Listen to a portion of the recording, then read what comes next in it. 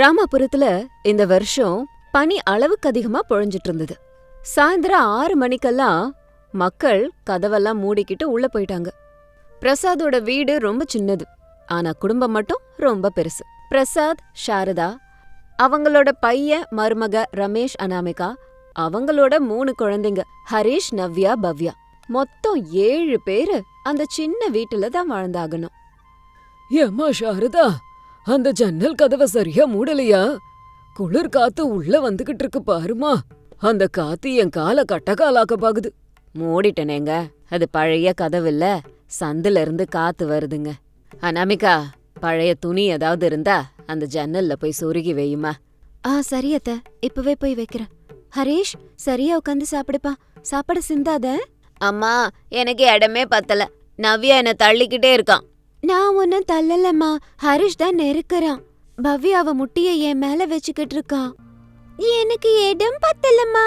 அப்பா, என்னடா இதெல்லாம்? சாப்பிடும்போது கூட நிம்மதியா இல்ல. இதுவே சின்ன வீடு, அட்ஜஸ்ட் பண்ணி தான் ஆகணும். இப்படி சண்டை போடக்கூடாது. ஏன் கத்துறீங்க? அவங்க குழந்தைங்க. நம்ம வீடு நிஜமாவே சின்னதா தானே இருக்கு. எல்லாரும் பக்கத்து பக்கத்துல உட்காந்துதான் சாப்பிட முடியும். ஆமாண்டா, குழந்தைங்க வளர்றாங்க. அவங்க படுக்கவும் படிக்கவும் இடம் சரியா வேணும் இல்லையா? இந்த குளிர்காலத்துல இந்த வீட்ல நம்ம எல்லாரும் ஹால்ல தான் படுத்தாகணும். என்ன பண்றது சாரதா, நம்ம நிலைமை அவ்வளோதான். ரமேஷ் கஷ்டப்பட்டுட்டு இருக்கானே தவிர வீட்டை விரிவடைக்கிறதுக்கு தேவையான பணம் அவனுக்கு கிடைக்கல. நம்ம அது வரைக்கும் அட்ஜஸ்ட் பண்ணி தான் ஆகணும். சாரிப்பா, எவ்வளோ கஷ்டப்பட்டாலும் என் கடன் தீர்றதில்ல. இந்த வீட்டுக்கு மேல இன்னொரு ரூம் போடலான்னு பார்த்தா சிமெண்ட் விலை அதிகமா இருக்கு. இப்ப எதுக்கு அதெல்லாம்? சாப்பிடுங்க, ரசம் ஆறிக்கிட்டு இருக்கு பாருங்க. எல்லாரும் சூடா சாப்பிட்டாங்க. இப்பதான் உண்மையான பிரச்சனை ஸ்டார்ட் ஆச்சு. அனாமிகா, கட்டில எப்படிமா போடுறது? அத்த, நீங்க மாமா ரூம்ல கட்டில்ல படுத்துக்கோங்க, உங்களுக்கு பனி ஆகாதுல்ல. அப்புறம் குழந்தைங்க? பசங்க எல்லாரும் ஹால்ல பாய போட்டு படுக்கட்டும். ரமேஷ் கூட ஹால்லே ஒரு பக்கமா படுத்துக்கட்டும். நீ அனாமிகா? நான் கிச்சன்ல படுத்துக்கிறேங்க. அம்மா, கிச்சன்ல கருப்பாம்பூச்சி இருக்கும், நான் படுக்க மாட்டேன். நீ இல்லடா கண்ணா, நான் படுக்க போறேன்னு சொன்னேன். அம்மா, ஹால்ல இடம் பத்தல. நேத்து ராத்திரி ஹரிஷ் அவன் காலை என் மேல போட்டான். பிளேஸே இல்ல தெரியுமா? நான் அம்மா கூட தான் படுப்பேன். இங்க பாருங்க, ஹால்ல 4 பேர் படுத்தாலே இடம் சரியா போயிடும். கிச்சன்ல பொருள் இருக்கறதால அங்க ஒருத்தர் தான் படுக்க முடியும். பெட்ரூம்ல ஒரே ஒரு கட்டில் தான். அப்படின்னா நான் வராண்டால படுத்துக்கிறேன். வெளிய பனி பொழியுதுடா, உனக்கு சைனஸ் இருக்கு. வராண்டால படுத்தேனா விடியறதுக்குள்ள ஜுரமே வந்துரும். சரி, ஒரு வேலை செய்யலாம். உங்களுக்கு பனி ஆகாதுங்கறதால நீங்க கிச்சன்ல படுங்க, குழந்தைங்க ஹால்ல படுத்துக்கிட்டோம். நான் மாடியில போய் படுத்துக்கிறேன். என்னது, மாடிலையா? உனக்கு என்ன பைத்தியமா அனாமிகா? மேல ஓப்பனா இருக்கும், பனி டைரக்டா மண்டையில விழும். அங்க இருக்கிறது ஒரு சின்ன ஸ்லாப் மட்டும்தான். அங்க படுத்தேனா ஐஸ் கட்டி ஆயிடுவ. வேண்டாம். இல்ல ரமேஷ், எனக்கு கிச்சன்ல கொஞ்சம் மூச்சு முட்டுது. அந்த எண்ணெய் ஸ்மெல்லு எனக்கு தலைவலிய கொடுக்குது. மேல காத்து வரும், அதுவே எனக்கு போதும். அனாமிகா, போய் சொல்லாதடிமா. இங்க கஷ்டமா இருக்கேன்னு ஏதேதோ காரணம் சொல்ற. நீ இந்த வீட்டு மகாலட்சுமி. உன்னை பனில படுக்க வச்சுட்டு நாங்க உள்ள படுக்கிறதா? ஐயோ, அப்படியெல்லாம் ஒண்ணுமே இல்ல அத்த. நிஜமாவே எனக்கு மேல படுத்துக்கிட்டு நட்சத்திரத்தை பார்க்க பிடிக்கும். அது மட்டும் இல்ல, நான் சாக்கு பையி பழைய போர்வையெல்லாம் போத்திக்கிறேன். எனக்கு குளிராது. குழந்தைங்க ஹால்ல ஃப்ரீயா படுத்துக்கிட்டோம். அவங்க தூக்கம் முக்கியம் இல்லையா? படிக்கிற குழந்தைங்க. ஹரிஷ்க்கு நாளைக்கு எக்ஸாம் வேற இருக்கு. அம்மா, மேல படுத்தா பேய் வராதா? அம்மா கிட்ட பேய்லாம் வராதுடா, அம்மாவே ஒரு பேய் தானே. அனாமிகா, வேண்டாம், சொல் பேச்ச கேளு. நீ இங்கேயே படுத்துக்கோ, நான் வேணா உட்காந்துக்கிட்டே தூங்குறேன். நீங்க நாள் முழுக்க வேலை பாக்குறீங்க, உங்களுக்கு தூக்கம் வேணும். ப்ளீஸ் ரமேஷ், என் பேச்ச கேளுங்க. சின்ன விஷயத்த இவ்ளோ பெரிய விஷயமாக்காதீங்க. அனாமிகா யார் பேச்சையும் கேட்காம மேல ஏறி போய்கிட்டு இருந்தா. ரமேஷால அவளை தடுக்க முடியாம அப்படியே நின்னுட்டு இருந்தான். சாரதா கண்கள்ல கண்ணீர் வந்துச்சு. இப்போ சுத்தி பார்த்தா ஒரே இருட்டு. குளிர் காத்து பயங்கரமா வீசுச்சு. வானத்துல மேகமூட்டமா இருந்தது. அனாமிகா ஒரு மூலையில பாய போட்டா. அனாமிகா சொன்ன மாதிரி இல்ல சூழ்நிலை அங்க. அவ சொன்னதை விடவும் கடினமா இருந்துச்சு. அனாமிகா சாக்கு பைய கால்ல சுத்திட்டு அதுக்கு மேல போர்வைய போத்திக்கிட்டு இருந்தா. கீழே குழந்தைங்க கத்தல் சத்தம் முடிஞ்சது. அவங்க நிம்மதியா படுத்து தூங்குனாங்க. அது அவளுக்கு கொஞ்சம் நிம்மதிய கொடுத்தது. ஆனா உடம்பெல்லாம் குளிர ஆரம்பிச்சிருச்சு. ஐயோ, இன்னைக்கு என்ன பனி விபரீதமா இருக்கு. கால்ல கோணி போத்தியும் இப்படி குளிருது. வேற வழி, குழந்தைங்க ஃப்ரீயா தூங்கணுமே. அத்தைக்கு ஆஸ்துமா இருக்கு, அவங்க தூங்கணும். ரமேஷ் களைப்பா வந்திருப்பாரு, அவருக்கு தூக்கம் ரொம்ப முக்கியம். வீடே இப்போ அமைதியா இருக்கு. அனாமிகா குளிர் தாங்காம எழுந்து உட்கார்ந்துட்டு இருந்தா, கைய தேய்ச்சிக்கிட்டு இருந்தா. அப்ப ரமேஷ் கீழ இருந்து ஒரு போர்வை எடுத்துட்டு வந்தான். அனாமிகா, என்னங்க இங்க வந்திருக்கீங்க? இன்னும் நீங்க தூங்கலையா? இங்க ஒரே பனியா இருக்கு, கீழே போங்க. ரமேஷ் அவளுக்கு பக்கத்துல வந்து உட்கார்ந்தான். நீ இங்க நடுங்கிட்டு இருக்கும்போது நான் கீழே எப்படி நிம்மதியா தூங்குவேன்? ஏன் இவ்ளோ அடம் பிடிக்கிற? நான் ஒன்னு அடம் பிடிக்கலங்க ரமேஷ், இதான் அட்ஜஸ்ட் பண்ணிக்கிறது. நம்ம குடும்ப சூழ்நிலை தெரியாதா? நம்ம குடும்பம் பெருசு, வீடு சின்னது. யாராவது ஒருத்தவங்க குறையணும்ல. அந்த ஆள் நீயாதான் இருக்கணுமா? கல்யாணம் ஆன புதுசுல எவ்ளோ சத்தியம் பண்ண உனக்கு, வீடு கட்டுவேன், உன்னை ராணி மாதிரி பாத்துக்குவேன்னு. ஆனா இப்போ உன்னை டெரஸ்ல இப்படி பனியில படுக்க வச்சுட்டேன்னு என்ன மன்னிச்சிரு அனாமிகா.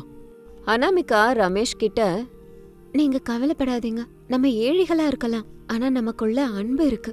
அது எனக்கு 10 மாடி கட்டிடம் மாதிரி. இந்த பனியெல்லாம் 3 மாசம்தான் இருக்கும், அதுக்கப்புறம் எல்லாம் சாதாரணமாயிடும். நீங்க போய் படுத்துக்கோங்க, காலையில வேலைக்கு போகணும்ல. நான் போக மாட்டேன். நான் இங்க இந்த இடத்துல தான் படுத்துக்குவேன். இந்த இருட்டுல உன்னை தனியா விட மாட்டேன். வேண்டாம் வேண்டாம், உங்களுக்கு சைனஸ் இருக்கு, இறங்கி போங்க. தலைவலி வேற வரும், கீழே குழந்தைங்க பயப்படுவாங்க, போங்க. அனாமிகா ரமேஷ பலவந்தமா கீழே அனுப்பிவிட்டான். ரமேஷும் வேற வழி இல்லாம கிளம்புனான். அனாமிகா மறுபடியும் போத்திக்கிட்டு படுத்தா. வானத்தை பாத்துக்கிட்டு கடவுளை வேண்டிக்கிட்டே இருந்தா. கடவுளே, என் கணவனுக்கு நல்ல சக்தியை கொடு, என் குழந்தைங்க நல்லா படிக்கணும், எங்களுக்கு ஒரு நல்ல வீடு கட்டுற வலிமைய கொடு, அது வரைக்கும் நானும் இந்த குளிர தாங்குற சக்திய கொடு. மறுநாள் காலையில 6 மணிக்கு அனாமிகா எழுந்து நின்னா. உடம்பு முழுக்க பயங்கரமான வலி, மூக்க அடைச்சுக்குச்சு, தொண்டை வலி வந்தது. ஆனா அவ அது எதையும் வெளியில காட்டாம கீழே இறங்கி வந்தா. அனாமிகா, வந்துட்டியம்மா, ராத்திரி தூக்கம் வந்துச்சா? நல்லா வந்தது அத்தை, மேல காத்து ரொம்ப நல்லா இருந்துச்சு, என் தலைவலி கூட குறைஞ்சு போச்சு. நிஜமாமா? ஆனா நாங்க ராத்திரி முழுக்க உன்னை பத்தி தான் பேசிக்கிட்டு இருந்தோம், தூக்கமே வரல பாத்துக்கோ. ஐயோ மாமா, நீங்க ஒன்னும் கவலைப்படாதீங்க, ஸ்ட்ராங்கா நான் ஒரு காஃபி குடுக்கறேன். அனாமிகா கிச்சனுக்கு போய் ஒரு காஃபிய போட்டா. அவளுக்கு திடீர்னு பயங்கரமான தும்மல் வந்தது. முந்தானையில மூக்க தொடச்சுக்கிட்டு யாருக்கும் கேட்காம தும்பிக்கிட்டே இருந்தா. அம்மா, குட் மார்னிங். ராத்திரி ஹால்ல எவ்ளோ இடம் இருந்துச்சு தெரியுமா? நானும் பவ்யாவும் உருண்டு பிறண்டு தூங்கணும், நீ தினமும் மேலேயே படுத்துக்கோமா. சரிடா கண்ணா, உங்க சந்தோஷம் தானே எனக்கு முக்கியம். அம்மா, தலை சீவுறீங்களா? தோ வரண்டா கண்ணா. இப்படியே 1 வாரம் போச்சு. தினந்தோறும் அனாமிகா மாடியில படுக்கிறது, காலையில எழுந்திருச்சு எதுவும் நடக்காத மாதிரி வேலை பாக்குறது, இது தொடர்ந்துகிட்டே இருந்துச்சு. ஆனா இதே மாதிரி ரொம்ப நாள் இருக்க முடியாதே. அனாமிகா ஆரோக்கியம் கொஞ்சம் கொஞ்சமா குறைய ஆரம்பிச்சுது. அவளுக்கு உள் ஜுரம், கபம் எல்லாம் ஆரம்பிச்சுது. ஆனா மருந்த போட்டுக்கிட்டு சைலண்டா இருந்தா. ஒரு நாள் ராத்திரி பனி ரொம்ப அதிகமா இருந்தது. டெம்பரேச்சர் 18 டிகிரிக்கு போச்சு. அனாமிகா மேல படுத்துக்கிட்டு இருந்தா. ராத்திரி வேளையில அவளுக்கு பயங்கரமான நடுக்கம் வந்தது. பல்லெல்லாம் டைப் அடிச்சுது. அந்த போர்வை அவளுக்கு பத்தல. ஐயோ, இன்னைக்கு தாங்க முடியலையே, மூச்சு விட முடியல, கண்ணெல்லாம் வலிக்குது. கடவுளே, காலையில எழுந்திருச்சு குழந்தைங்களுக்கு சாப்பாடு செய்யணும், எனக்கு எதுவும் ஆகக்கூடாது. அனாமிகா அப்படியே மயங்கி விழற ஸ்டேஜுக்கு வந்தா. அப்போ ஹரிஷுக்கு திடீர்னு முழிப்பு வந்துச்சு. அவன் பாத்ரூம் போகணும்னு எந்திரிச்சான். அம்மா பக்கத்துல இல்லையேங்கிறது ஞாபகம் வந்து மேல பார்த்தான். அம்மா மேல இருக்காங்கல்ல, நம்ம மேல போய் பாப்போம். ஹரிஷ் மேல வந்து பார்த்தான். அங்க அனாமிகா அசைவே இல்லாதத பார்த்துட்டு பயந்துட்டான். அம்மா அம்மா. அனாமிகா பதில் சொல்லல. கொஞ்ச நேரம் அப்படியே கூப்பிட்டுட்டு நின்னுட்டு இருந்தா. அனாமிகா எந்திரிக்கல. ஹரிஷுக்கு பயம் வந்துருச்சு. தாத்தா, அப்பா, அம்மாக்கு ஏதோ ஆயிடுச்சு, சீக்கிரம் வாங்க. ஹரிஷ் சத்தத்தை கேட்டு எல்லாருமே எழுந்திருச்சு நின்னாங்க. ரமேஷ், பிரசாத், சாரதா எல்லாரும் மேல வந்து பார்த்தாங்க. அனாமிகா, அனாமிகா, எந்திரிமா. ஐயோ, நெருப்பா கொதிக்குதே. அப்பா, அனாமிகாக்கு ஹை ஃபீவர், மயக்கமா இருக்கா. ஐயோ, சொன்னனே, எங்கேயாவது கேட்டாளா? இப்ப பாத்தியா, ரமேஷ் கீழே கூட்டு போடா. ரமேஷ் அனாமிகாவை கீழே கொண்டு வந்து கட்டில்ல போட்டான். ஹால்ல படுக்க வச்சான். சாரதா உடனே போர்வையால போத்தினாங்க. நவ்யாவும் பவ்யாவும் அழுதாங்க. நான் டாக்டரை கூட்டிட்டு வரேன். வேண்டாண்டா, இந்த நேரத்துல யாரும் வரமாட்டாங்க, நம்ம தான் ஏதாவது பண்ணி ஆகணும். சாரதா, சூடா பாலும் மஞ்சள் எடுத்துட்டு வா, காலையும் கையும் தேய்ச்சி விடுங்கடாப்பா. எல்லாரும் சேர்ந்து அனாமிகாவுக்கு சேவை செஞ்சாங்க.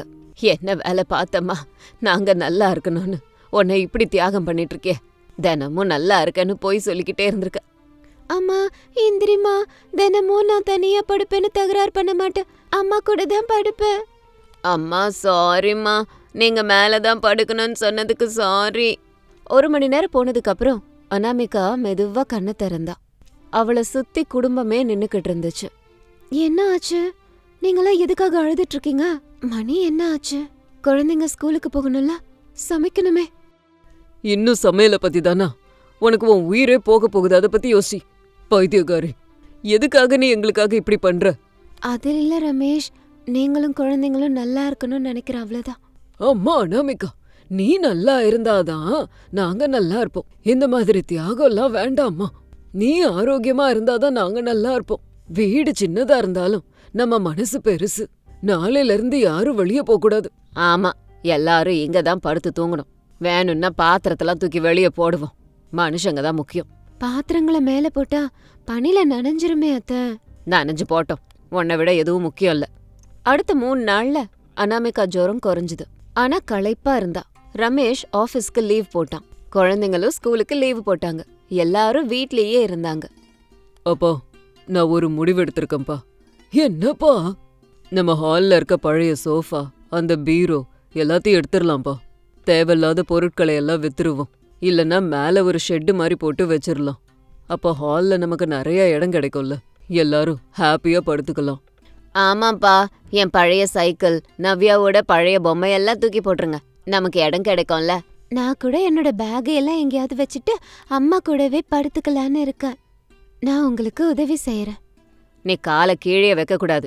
இன்னைக்கு எல்லாத்தையும் நாங்களே பாத்துக்கிறோம். ரமேஷும் குழந்தைங்களும் உதவி செய்வாங்க, நீ அமைதியா இரு. நீ ரெஸ்ட் எடுக்கணும், இது என்னோட ஆர்டர். சரிங்க அத்தை. சாயந்தரத்துல வீடு காலியா இருந்துச்சு. தேவையில்லாத பொருட்களை, அத்தியாவசியங்களை மாடியில கொண்டு போய் போட்டாங்க. ஹால் இப்போ ரொம்ப விஸ்தாலமா பெருசா இருந்துச்சு. அனாமிகாவுக்கும் நிறைய இடம் கிடைச்சது. பாத்தீங்களா, கொஞ்சம் தெளிவா யோசிச்சோன்னா நம்ம சின்ன வீட கூட பங்களாவா மாத்தலாம். தேவையில்லாத பொருட்களை தேக்கி வைக்கிறதாலதான் பட வீடுகள்ல இடமே இல்லாம போகுது. அனாமிகாவோட தியாகம் நம்ம கண்ணை திறந்துருச்சு. அனாமிகா, இனிமே உனக்கு எந்த கஷ்டமும் இல்ல. வர்ற வருஷத்துல எப்படியாவது லோன் எடுத்தாவது மேல ஒரு வீடு கட்டுற, சத்தியமா சொல்றேன். ரூம் கட்டினாலும் கட்டலனாலும் உங்க அன்பு இருந்தா அதுவே போதுங்க. இன்னைக்கு வீடு சொர்க்கம் மாதிரி இருக்கு. அம்மா, இன்னைக்கு ராத்திரி நம்ம எல்லாரும் ஒன்னா சேர்ந்து இங்கே படுக்கலாம். அந்தாக்ஷரி விளையாடலாமா? ஆமா, அந்தாக்ஷரி. தாத்தா, அப்படின்னா என்னன்னு தெரியும்ல? என்ன தெரியுமே, பாட்டுக்கு பாட்டுதானே. ஆனந்தம் ஆனந்தம் பாடும் மனம் ஆசையில் ஊஞ்சலில் ஆடும். வீட்டுக்கு வெளியில பனி பொழிஞ்சாலும் அந்த வீட்டுக்குள்ளார அன்புங்கிற மழை பொழிஞ்சுக்கிட்டு இருந்தது. மனசு பெருசா இருந்தா வீடு சின்னதா இருந்தாலும் ஆனந்த மழை பொழியும். அனாமிகா செஞ்ச தியாகம் அந்த குடும்பத்தை இன்னும் நெருக்கமாக்குச்சு. குளிர்காலம் அவங்களுக்கு ஒரு பாடத்தை சொல்லி கொடுத்தது. மாடிக்கு மேல படுத்துட்டு இருந்த மருமக இன்னைக்கு எல்லாரோட மனசுலயும் நிரந்தரமா இருந்துட்டா. இது இன்னைக்கு ஸ்டோரி. இதே மாதிரி இன்னொரு ஸ்டோரியோட உங்களை மறுபடியும் மீட் பண்றேன். அது வரைக்கும் பாய் பாய். ஜனவரி மாசம் வந்துருச்சு. ஆனாலும் ராமாபுரத்துல காலையில பனி புகை இருந்துட்டே இருந்தது. ஆனா அனாமிகா அந்த பனியெல்லாம் பொருட்படுத்தாம காலங்காத்தால எழுந்திருச்சு வாசல் தெளிச்சு கோலம் போட்டா. அனாமிகா ஏழை வீட்ல இருந்து வந்தாலும் வீட்டு பொறுப்பை தானா ஏத்துக்கிட்டா. ஆனா பட்டணத்துல இருந்து வந்த அவனி, அஞ்சலி மட்டும் அந்த வீட்ல இருக்க பொறுப்புகளுக்கும் தங்களுக்கும் எந்த சம்பந்தமும் இல்லங்கிற மாதிரி தூங்கிட்டு இருந்தாங்க. சாரதா குளிர்ல ஹாலுக்கு வந்தாங்க. அம்மா அனாமிகா, வாசல் வேலை முடிஞ்சிருச்சாமா? இந்த பனில எப்படிதான் வேலை செய்றியோ? என்னால நடந்தே வர முடியல. பனிலாம் எனக்கு பழக்கம்தான் அத்தை. எங்க ஊர்ல இவ்ளோ காலையில எழுந்துதான் எல்லா வேலையும் செய்வோம். சுடுதண்ணி போட்டிருக்கேன், முகத்தை கழுவுங்க. மாமாக்கும் காஃபி ரெடியா இருக்கு. அம்மா அனாமிகா, அந்த காஃபி ஒரு சொட்டு தொண்டையில பட்டாதான் உசுரே வருது. சாரதா, சின்ன மருமகளுங்க எழுந்திருக்கலையா? நாளைக்கு போகி பண்டிகையை வச்சுக்கிட்டு வீட்ல ஒரு வேலையும் செய்யாம இப்படி இழுத்து போத்திக்கிட்டு இருந்தா? அவளுங்க பணக்கார வீட்டு பொண்ணுங்க. பட்டணத்துல 9 மணிக்கு எழுந்துதான் பழக்கம். இந்த குளிர்ல எப்படி எழுந்திருப்பாளுங்க? அப்போ அவனையும் அஞ்சலியும் சிடுசிடுன்னு எழுந்து வெளியே வந்தாங்க. அடடடடா, என்ன காலங்காத்தாலே இது? இந்த கத்து கத்திட்டு இருக்கீங்க, தூங்கவே விட மாட்டேங்கிறீங்க. இந்த கிராமம்னாலே இந்த தொல்லை தான். ஆமா அத்தை, இந்த பனில எந்திரிச்சா முகம்லாம் வீணா போயிரும். எங்க வீட்ல ஹீட்டர் போட்டுட்டு தான் தூங்குவோம், பெட்லயே தான் இருப்போம். அப்போ அருண், ரமேஷ், சுரேஷ் அங்க வந்தாங்க. அஞ்சலி, இது கிராமம். இங்கெல்லாம் ஹீட்டர் இருக்காது. அனாமிகாவை பாத்தியா, பனியை பொருட்படுத்தாம வேலைகள்லாம் பார்த்துட்டு இருக்கா. ஆமா அஞ்சலி, அண்ணி மட்டும் எல்லா வேலையும் செய்றாங்க. நாளைக்கு போகி பண்டிகைக்கு நீங்களும் உதவி செய்யுங்க. உதவி என்ன சுரேஷ், நாளைக்கு போகி பண்டிகையை நாங்க பண்றோம். அனாமிகா அக்காவை விட நாங்க பெஸ்டா செலிப்ரேட் பண்ணி காட்டுறோம். என்ன அஞ்சலி? அவ்வளவுதான். நாளைக்கு போகி பண்டிகையை எப்படி கொண்டாடுறதுன்னு நாங்க சொல்லித்தரோம். அனாமிகா அக்கா பழங்காலத்து ஆளு மாதிரி செய்வாங்க, நம்ம மாடர்னா செய்வோம். நீங்களா? உங்களுக்கு போகி பண்டிகைனா என்னன்னு தெரியுமா? காலையில எந்திரிக்கணும், குளிக்கணும், பழச போட்டு எரிச்சு போகிய கொளுத்தணும். அத்த, கூகுள் எதுக்கு இருக்கான்? ஒரு நிமிஷத்துல எல்லாத்தையும் கத்துவோம். நாளைக்கு போட்டி வச்சுக்கலாம். அனாமிகா அக்கா ஒரு பக்கம், நாங்க ஒரு பக்கம். யாரோட போகி பெஸ்டா இருக்குன்னு பார்க்கலாம். ஓஹோ, போட்டியா? சரி, அனாமிகா நீ என்னமா சொல்ற? போட்டிலாம் எதுக்கு மாமா, எல்லாரும் சேர்ந்து சந்தோஷமா கொண்டாடுவோமே. அனாமிகா அக்கா, பயந்துட்டியா? எங்களை பார்த்து உனக்கு பயமா? உன்கிட்ட ஐடியாவே இல்ல போல இருக்கு, அதனாலதான் எங்களை பார்த்து பயந்துக்கிற. அனாமிகாக்கு இஷ்டம் இல்லனாலும் அவனி அஞ்சலியோட பேச்சால அவளும் இதுக்கு ஒத்துக்க வேண்டியதாயிடுச்சு. ஒரு பக்கம் அவனியும் அஞ்சலியும் போன்ல போகி பண்டிகைய பத்தி ரிசர்ச் பண்ண ஆரம்பிச்சாங்க. இன்னொரு பக்கம் அனாமிகா சத்தமே இல்லாம அவளோட வேலைய அவ பார்த்தா. போகிக்கு முன்னாடி நாள் தோட்டத்துல எல்லா வேலைகளையும் ஆரம்பிச்சா. அவனியும் அஞ்சலியும் ஆன்லைன்ல விலை உயர்ந்த டெக்கரேஷன் பொருட்களை எல்லாம் ஆர்டர் பண்ணாங்க. அது கிராமங்கிறதுனால டெலிவர் ஆக லேட் ஆச்சு. என்ன அஞ்சலி, அந்த லைட்ஸ் வரல, ஆன்லைன்ல டிலே ஆகுதுன்னு சொல்லிருக்கு. இப்ப போகி பண்டிகைக்கு விறகு எங்க இருந்து கொண்டு வர்றது? அருணை கேப்போம். அருண், கட்டைங்கெல்லாம் எங்க கிடைக்கும்? நெருப்பு பெருசா எரியணும். தோட்டத்துல கட்டைங்க இருக்கு, ஆனா போகி பண்டிகைய கட்டைங்க போட்டு எரிக்க மாட்டாங்களே. அதெல்லாம் எங்களுக்கு தெரியும், நாங்க ஆயில் ஊத்தி எரிப்போம், அப்பதான் அது வானத்துக்கு போகும். ஆயிலா? கட்டைய போட்டு எரிக்க போறீங்களா? போகியில சாணி, எருவு, பழைய பொருளை எரிக்கணும். சாணியா? ச்சே, அந்த ஸ்மெல்லே எனக்கு பிடிக்காது. என் ஃபேஸ் எல்லாம் பாழாயிடும். அத்த, நாளைக்கு காலங்காத்தாலேயே எரிய வைக்கணும்ல. வைக்கோல், பொருட்கள், பழைய பொருட்கள் எல்லாத்தையும் எடுத்து வச்சுட்டேன். மாமாக்கு பிடிச்ச அந்த மேளம், குச்சி எல்லாத்தையும் ரெடி பண்ணிட்டேன். அம்மா அனாமிகா, உன் பிளானிங் சூப்பரா இருக்கே. அந்த பக்கம் பாத்தியா, அவங்க 2 பேரும் தலையில கைய வச்சுட்டு இருக்காங்க. மறுநாள் காலையில போகி பண்டிகை சமயம். கிராமத்துல எல்லாரும் போகி எரிய வச்சாங்க. பிரசாத் வீட்டு வாசல்ல 2 போகி எரிஞ்சிட்டு இருந்தது. ஒன்னு அவனி அஞ்சலியோடது, இன்னொன்னு அனாமிகாவோடது. அவனியும் அஞ்சலியும் நெருப்பை எரிய வைக்க ட்ரை பண்ணாங்க. அதுல ஏகப்பட்ட புகை. அஞ்சலி, ஐயோ என்ன இந்த புகை, கண்ணெல்லாம் எரியுது. நீ கட்டைய சரியா வைக்கலையா? போன்ல பார்த்த மாதிரிதான் கட்டைய அடுக்கி வச்சு நெருப்ப வச்சேன், ஆனா இது எரியவே மாட்டேங்குது. சுரேஷ், இங்க வா, வந்து உதவி செய். உங்களுக்கு இதெல்லாம் தெரியாதுன்னு ஏற்கனவே சொன்னல. அங்க பாருங்க, அனாமிகா அண்ணியோடது எப்படி எரியுது, புகையே வரல அதுல. அனாமிகாவோட போகி பெருசா எரிஞ்சுது, அதுல இருந்து புகை கூட வரல. பாத்தீங்களாமா, அனாமிகாவோட நெருப்புல ஆத்மீகம் இருக்கு, உங்க நெருப்புல வெறும் புகை தான் இருக்கு. அதனால அனாமிகா தான் ஜெயிச்சா. இன்னும் முடியல மாமா, எல்லாம் முழுசா முடிஞ்சதுக்கு அப்புறம் சொல்லுங்க யாரு ஜெயிச்சான்னு. நாங்க சிட்டில இருந்து கொண்டு வந்த சாக்லேட்ஸ், கோல்ட் காயினோட போகிய கொண்டாடுவோமே. போகி பண்டிகைன்னா நம்ம ஊர்ல சின்ன பிள்ளைங்களுக்கு பூவு, சில்லற காசெல்லாம் தர்றது வழக்கம். சாக்லேட்டு, தங்க நாணயம், இதெல்லாம் என்னம்மா விளையாடுறீங்களா? யோசிச்சுதான் பேசுறீங்களா? அத்த, அந்த காலத்து புராணத்தை நிறுத்துங்க. கிராண்டா செலிப்ரேட் பண்ணணும்னா கொஞ்சம் செலவாகதான் செய்யும். அந்த ஊரு வழக்கப்படி போகிய வித்தியாசமா கொண்டாடுவாங்க. வாங்க, வந்து ஆரம்பிங்க. அத்த, இது பெல்ஜியம் சாக்லேட்ஸ். ஆமா, ருசி அள்ளம் தெரியுமா? ஏமா, இத தலையில அடிச்சா வலிக்குமேமா. பூ பழத்தை போடுவாங்க, நீங்கன்னா கல்லு சாக்லேட் போடுறீங்க. அதுக்கப்புறம் அனாமிகா அங்க வந்தா. சாரதா, பிரசாத் 2 பேரும் சேர்ந்து அனாமிகா கொண்டு வந்த இலந்த பழம், பூ, இது எல்லாத்தையுமே அவளோட தலை மேல கொட்டினாங்க. அனாமிகா அதை ஏத்துக்கிட்டா. நம்ம ஊரு போகி பண்டிகைனா இதான். சின்ன பசங்களுக்கு பெரியவங்க இப்படிதான் தலை மேல பூ பழம் கொட்டுவாங்க. ஆமா, அம்மா அனாமிகா, மறுபடியும் நீ தான் ஜெயிச்ச. பாத்தி அஞ்சலி, இவங்களுக்கு நம்ம ரிச்னஸ் புரியவே மாட்டேங்குது. கேவலமான இலந்த பழத்தை தலையில கொட்டி கொண்டாடுறாங்க. ஆமா அவனி, சமையல்ல இவங்களுக்கு புத்தி சொல்லுவோம் வா. சாப்பாடு செய்யற நேரம் வந்துச்சு. அனாமிகா போகி பண்டிகையொட்டி புளியோதரை, லெமன் சாதம் எல்லாம் செஞ்சுட்டு இருந்தா. அவனையும் அஞ்சலியும் யூடியூப பார்த்து பாஸ்தா, பீட்சா இதையெல்லாம் செய்யணும்னு நினைச்சாங்க. ஆனா கிச்சன்ல அஞ்சலிக்கு கையில காயம் வந்துருச்சு. ஐயோ, இந்த சமையல்லாம் நம்மளால முடியாது. என் பாஸ்தா கூட தீஞ்சு போயிடுச்சு. என்ன இந்த ஊர் அடுப்பு சரியா வேலை செய்யல. ஐயோ அஞ்சலி, காயமாயிடுச்சா? இரு நான் கட்டி விடுறேன், அமைதியாரு. இல்லக்கா, நீ ஜெயிக்கணும்னு பிளான் போடுறியா? எங்க சமையல நாங்க பாத்துக்கிறோம், உன் வேலைய பாருப்போ. என்ன ஆணவம், உதவி செய்ய வந்தவங்கள்ட்ட இப்படிதான் பேசுவீங்களா? பரவாயில்ல விடுங்க அத்த, அவங்க தான் கஷ்டப்படுறாங்கல்ல, ஆவேசத்துல ஏதோ சொல்றாங்க, விடுங்க. நான் போய் சமையல முடிச்சிட்டு வரேன். இப்போ சாப்பாட்டு நேரம் வந்துச்சு. டேபிள் மேல அனாமிகா வகை வகையான சாப்பாடு செஞ்சான். இன்னொரு பக்கம் அவனி பேன் கேக்கு, பாஸ்தான்னு எதையோ வச்சாங்க. பிரசாத் அந்த சாப்பாட சாப்பிட்டு பார்த்து, அடடடடே, என்னமா அவன் இது பாஸ்தாவா இல்ல ரப்பரா? ஜவ்வு மாதிரி இழின்னு இருக்குது. அனாமிகா, உன் சமையல் அமோகமா இருக்குமா. என்ன ருசி, என்ன ருசி. இந்த சமையல் போட்டிலயும் அனாமிகா தான் ஜெயிச்சுட்டா. ஆமா ஆமா, இந்த போட்டிலயும் அனாமிகா தான் ஜெயிச்சா. அவனே, அஞ்சலி, உங்ககிட்ட பணம் இருக்கலாம், ஆனா கலாச்சாரம் பண்பாடு இது மேல இருக்க பற்று அனாமிகாக்கு தான் அதிகம் இருக்கு.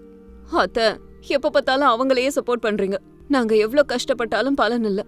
ஆமா, எங்களுக்கு இங்க வேல்யூவே இல்ல. அவனையும் அஞ்சலியும் கோபமா அவங்களோட ரூமுக்கு போனாங்க. பண்டிகை நாள் அன்னைக்கு சண்டை போடுறது அனாமிகாவுக்கு இஷ்டமே இல்ல.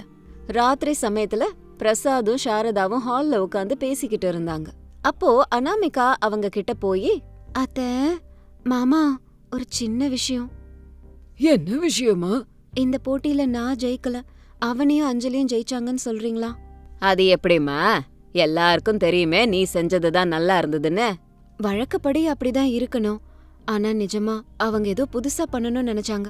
அதுக்கு எவ்வளவு முயற்சி பண்ணாங்க. அதுக்கு முன்னாடி என்னோட அனுபவம் சின்னதா இருக்கு. அவங்க மனசு கஷ்டப்பட்டுருச்சு. பண்டிகைனா எல்லாரும் சந்தோஷமா இருக்கணும் இல்லையா? நான் ஒன்னு கேக்குறேன், செய்றீங்களா? என்னமா அது? அவங்க ரூமுக்கு போய் அவங்க சமையல் நல்லா இருந்துச்சு, அவங்க தான் ஜெயிச்சாங்கன்னு சொல்லுங்க. அவங்க சந்தோஷமா இருந்தாதானே பண்டிகை கலையோட இருக்கும். அனாமிகா, உன் மனசு எவ்ளோ பெருசுமா. உன்ன அவங்க அவ்ளோ பேச்சு பேசினாலும் அவங்களுக்காக வந்து நீ பேசுற பத்தியா? நிஜமா? நீ எங்க வீட்டு மகாராணிமா. சரி, நீ கேட்ட மாதிரியே செய்யறோம். பிரசாதும் சாரதாவும் அவனி அஞ்சலியோட ரூமுக்கு வந்தாங்க. பொண்ணுங்களா, வெளியில வாங்கம்மா, நாங்க ஒரு தப்பு பண்ணிட்டோம். என்ன தப்பு மாமா? இதுக்கு முன்னாடி பசியில இருந்ததால சரியா ருசி பார்க்கல. இப்பதான் உங்க பாஸ்தாவை சாப்பிட்டு பார்த்தோம். அருமையா இருக்குதும்மா. முதல்ல எங்களுக்கு புரியல, இப்ப நிதானமா சாப்பிட்டதும் அது எவ்வளவு ருசியா இருக்குன்னு புரிஞ்சுது. இந்த போட்டியில நீங்க தான் ஜெயிச்சிங்க. ஆமாம்மா, அனாமிகா கூட சொன்னா, அத்த, அந்த பாஸ்தா முன்னாடி என் சமையல்லாம் ஒண்ணுமே இல்லன்னு. அவ தோல்விய ஒத்துக்கிட்டாமா, நீங்க தான் ஜெயிச்சிங்க. என்னது, அனாமிகாக்கா அப்படியா சொன்னாங்க? உண்மையாவா? அக்கா ஒத்துக்கிட்டாங்களா? ஆனா எங்களுக்கே தெரியும் எங்க சமையல் ரொம்ப சுமாரா இருந்தது. அக்கா, எங்களை மன்னிச்சிருக்கா. மாமா வந்து நாங்க தான் ஜெயிச்சோன்றாரு. ஆனா எங்களுக்கு தெரியும் உண்மையிலேயே ஜெயிச்சது நீ மட்டும்தான். ஆமாக்கா, நாங்க சந்தோஷப்படணுங்கிறதுக்காக நீ வேணும்னே இந்த மாதிரி பண்ற. உன்னை எப்படியெல்லாம் அவமானப்படுத்தணும். ஆனா எங்க சந்தோஷத்துக்காக நீங்க அத்தைய போய் சொல்ல சொல்லி ஏற்பாடு பண்ணிருக்கீங்களே. நீங்க பேசுனத நாங்க கேட்டோம். உன்னோட வறுமை வெறும் பணத்துல தான் இருக்கு, ஆனா உன்னோட மனசு கோடியை விட ரொம்ப பெருசு. அதெல்லாம் ஒண்ணுமே இல்லம்மா. நீங்க சந்தோஷமா இருந்தா அதுதான் எனக்கு பண்டிகை. நம்மெல்லாம் மருமகள்கள்ல, ஒரே வீட்ல இருக்க அக்கா தங்கச்சிங்க மாதிரி. மன்னிச்சிருக்கா, நாளைக்கு பொங்கல் பண்டிகைய எல்லாரும் சேர்ந்து உங்க வழியிலேயே கொண்டாடலாம். ஆமா ஆமா, நான் காலங்காத்தாலேயே எழுந்திருச்சு சாணி கரைச்சி கோலம் போடுறேன். வாசல் எப்படி தெளிக்கிறதுன்னு எங்களுக்கு கொஞ்சம் சொல்லி கொடுக்கா. அப்பாடா, என் வீடு இப்போ நந்தவனமாச்சு. பாத்தியா சாரதா, அனாமிகா தோல்வியில கூட ஒரு வெற்றி இருக்கு. இதுதான் நிஜமான போகி. பழைய ஆலோசனை போய் புது அன்பு பிறந்திருக்கு பாத்தியா. எல்லாருக்கும் போகி வாழ்த்துக்கள். மறுநாள் காலையில வீட்டு முன்னாடி மருமகள்கள் சேர்ந்து பெரிய கோலம் போட்டு கலர் போட்டு அலங்கரிச்சாங்க. 3 மருமகள்களும் சேர்ந்து பண்ணாங்க. ராமாபுரத்துல அன்னைக்கு அந்த குடும்பத்தினர் புது பாடம் கத்துக்கிட்டாங்க. பணக்காரன் ஏழைங்கிற வித்தியாசம் பனியா கரைஞ்சு போச்சு. பிரசாத் நாற்காலியில உட்காந்துக்கிட்டு, சாரதா, பாத்தியா, நம்ம மருமகள்கள் ஒன்னா இருக்கிறது. ஒரு செடியில பூத்த 3 பூக்கள் மாதிரி அழகா இருக்காங்கல்ல. ஆமாங்க, இந்த பண்டிகை உண்மையில நம்ம வீட்டுக்கு புது ஒளிய கொடுத்துருக்கு. மாமா, சக்கரை பொங்கல், கரும்பு எல்லாம் ரெடி. வந்தீங்கன்னா பூஜை பண்ணிட்டு சாப்பிடலாம். எல்லாரும் சேர்ந்து சிரிச்சுக்கிட்டே வீட்டுக்குள்ள வந்தாங்க. வீட்டு முன்னாடி அந்த 3 மருமகள்களும் சேர்ந்து போட்ட கோலம் அந்த வீட்ல இருக்க எல்லாரும் ஒத்துமையா இருக்கிறதுக்கு சாட்சியா மாறுச்சு. இது இன்னைக்கு ஸ்டோரி. இன்னொரு இன்ட்ரெஸ்டிங் ஸ்டோரியோட உங்களை மறுபடியும் மீட் பண்றேன். அது வரைக்கும் பாய் பாய்.